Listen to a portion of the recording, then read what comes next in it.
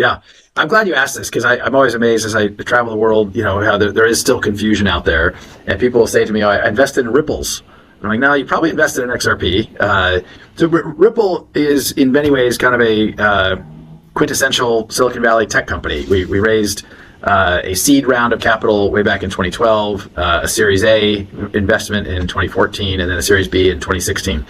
And we have always, since those early days, kind of focused on our customers are going to be enterprises, financial institutions, and we use XRP in part because we own a lot of XRP. XRP is an open source digital asset, not dissimilar to Bitcoin or ETH. It's on hundreds of exchanges around the world. It uses a different mechanism for validating transactions, where instead of proof of work or proof of stake, it uses something called a consensus mechanism, which allows it to be very scalable in terms of speed of transaction, cost of transaction, and just overall scalability. And so we felt like it worked well for the cross-border payments. So there's Ripple, the company, there's XRP, the digital asset, then there's XRP Ledger, XRPL.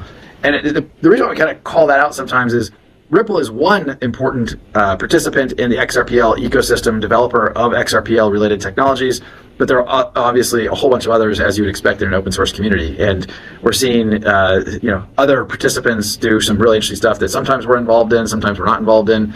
And so it's, I think, important for people to kind of understand the separation and distinction between those. For sure. I mean, just quick question. Does that confusion that some people have, does it annoy you? Or is it like, well, this is a chance to educate, or is it just one of those things? Probably all three.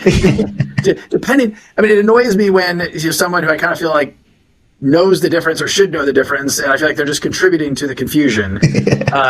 It's also like I get it in the evolution of crypto. Until probably 2019, I think CoinMarketCap